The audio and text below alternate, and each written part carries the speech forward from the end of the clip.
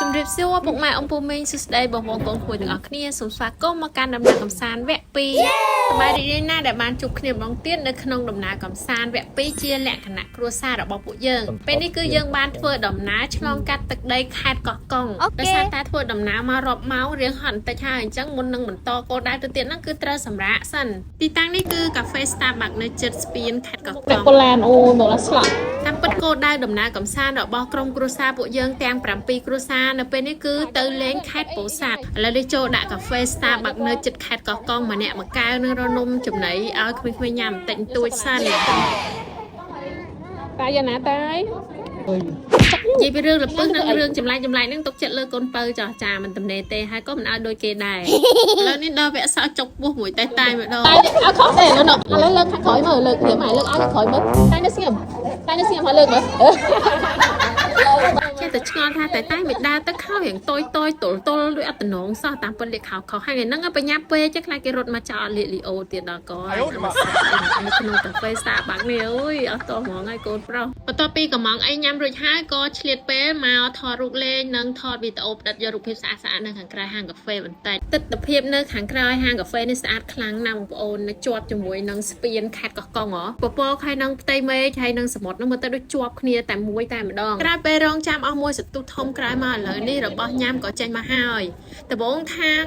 ជ្រក់ថងខ្ចប់យកញ៉ាំតាមឡានទេព្រោះថាខ្លាចចាំយូរអញ្ចឹងណាយឺតពេលប៉ុន្តែចេញមករៀងលឿនគ្រាន់បើដែរហើយណាមួយរបស់ញ៉ាំដូចជាមិនសូវច្រើនអីទេអញ្ចឹងក៏សម្រាប់ចិត្តលាញ៉ាំនៅកន្លែងហ្នឹងតែម្ដងប្រដងតែជីឡានអត់ដែរពុលឡានទេតែមួយរយៈនេះជក់លេងទូរស័ព្ទពេកឲ្យតែឡើងឡានដឹងតែមើលហ្គេមហើយអញ្ចឹងឲ្យពុលឡានក្អួតចងាត់ចងល់ធ្លាប់តែជំនាន់ខ្ញុំពុលឡានណាខ្ញុំញ៉ាំអីអត់ចូលទេប៉ុន្តែតែវិញនៅដាក់បានធម្មតាគ្រាន់តែថាត្រូវការទឹកភេសជ្ជៈឯងត្រជាក់ជូររៀងស្រស់ស្រាយបន្តិចអាចារ្យអាណាណែវិញចូលចិត្តញ៉ាំនំខេកគេកំងយករសជាតិសូកូឡារដងនោះ fan អាពណ៌ភីងស្ទ្រូប៊េរីទៅណាក៏ស្ទ្រូប៊េរីដែរតែថ្ងៃនេះចង់ភ្លក់រសជាតិសូកូឡាមួយម៉ាក់យាយម្ដងហៀដល់ស្បែកជើងចឹងហៀចេញពីកាហ្វេហ្នឹងមកឥឡូវមកដល់ខាងមុខនេះដល់ម៉ោងអាហារថ្ងៃត្រង់ល្មមអញ្ចឹងហើយពួកយើងក៏សម្រេចចិត្តបត់ចូលសម្រាប់និងរកម្ហូបអាហារឆ្ងាញ់សម្រាប់បំពេញថាមពលដើម្បីបន្តដំណើរទៅមុខទៀតចូលមកដល់ហាងនេះក្មេងៗគឺសប្បាយពេញដៃពេញជើងហ្មងអ្នកខ្លះក៏ទៅលេងខ្សាច់ហើយអ្នកខ្លះនេះមកលេងកន្លែងបុកប៊ីយ៉ាអញ្ចឹងទៅចាស់ហ្នឹងក៏សប្បាយដែរទម្រាំទៅមហូបចេញនងគ្នាលេងមួយក្តារពីរក្តារមកសប្បាយអស់ដៃទៅហ្មងខ្ញុំពិតបើគិតពីភ្នំពេញទៅខេត្តពោធិ៍សាត់បើយើងជិះទៅតាមផ្លូវខាងកំពង់ឆ្នាំងឆ្លងកាត់ខេត្តពោធិ៍សាត់ហ្នឹងលឿនជាងហើយចិត្តងាយស្រួលឆាប់ដល់ទៀតដោយសារតែកាលពីមុនទៅលេងកពតហើយបានចាពាក់ពាក្យសម្ដីក្មេងៗគាត់ទៀតទៅលេងឆ្នេរខ្សាច់ទៅលេងទឹកសមុទ្រតែយើងអត់បានទៅទេយើងបានខំទៅនៅកន្លែងផ្ទះកំសាន្តហើយលេងនៅអាងទឹកនៅក្រោយផ្ទះហ្នឹងនិយាយពីរឿងតែកាន់អាដងនេះអាដងបុកប៊ីយ៉ាហ្នឹងទំនងខ្លាំងបងប្អូនមើលកាត់ត្រប៉ារបស់គេហ្មងណាប៉ាហ្នឹងគឺកែខាងលេងខាងហ្នឹងដងពីកណ្ដាលគ្រួសារខាងប្តីហ្នឹងងំគ្នាលេងបុកប៊ីយ៉ាអីចឹងទៅចំណែកឯខាងស្រីនេះវិញមើលកូនមើលចៅមើលអ្នកណាលេងទឹកអ្នកណាលេងខ្សែខោអស់លេងហ៎ក្តៅអត់ក្តៅទៀតទឹកអស់ទឹកជើងខោវាអ្នកចាប់ក្តារមានអ្នកលេងទឹកអើយដល់ហើយនេះស្ទឹកជើងខោអស់លេងចាចង់លេងទឹក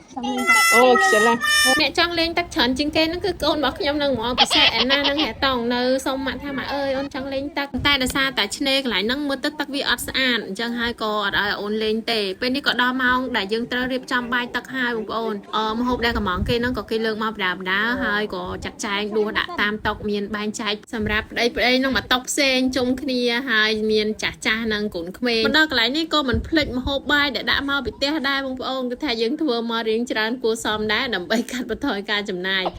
នៅពេលដែលចូលមកកន្លែងនេះគឺជួយកំងម្ហូបគេ3មុខដែរព្រោះថាបើយើងកំងម្ហូបគេញ៉ាំគឺគេអត់គិតថ្លៃកន្លែងទេអញ្ចឹងយើងបានកន្លែងញ៉ាំ free បូកជាមួយនឹងម្ហូបអាហារដែលយើងបានដាក់មកពីផ្ទះទៀតដូច្នេះហើយការញ៉ាំរបស់ពួកខ្ញុំមើលទៅរៀងលក្ខណៈសាមញ្ញបែបដូចថារៀងញ៉ៃណាបងប្អូនប៉ុន្តែសប្បាយបន្ទាប់ពីញ៉ាំបាយរួចរាល់អស់ហើយនឹងក៏នាំគ្នាបន្តដំណើរទៅមុខទៀតគេនាំគ្នាឡើងឡានអស់ហើយតែឯណានឹងមិនសុខចិត្តទេចង់លេងទឹកឲ្យបានបន្តិចទីបំផុតនឹងក៏បានត្រាំទឹកតាមបំណងប្រាថ្នារបស់គាត់បានសម្រេចទៅមើលទៅឡើងដូចស្ពានដូចសពកដាលណែមើលមក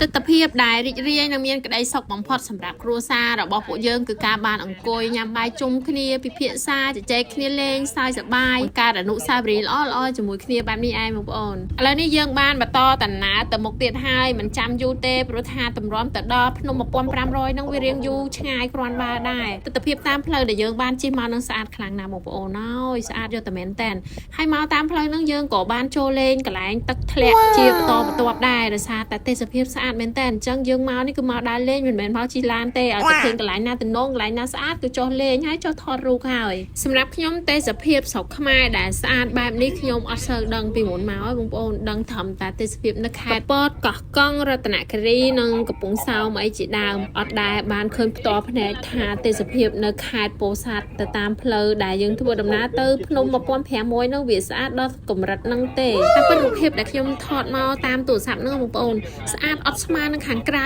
ទេមើលទៅឃើញថាស្អាតបានត្រឹមតែ 30% នៅខាងក្រៅបងប្អូនពេលយើងមកដល់ខាងក្រៅមើលផ្ទាល់ភ្នែកហ្មងមិនដឹងថាវាស្រស់ស្អាតគឺ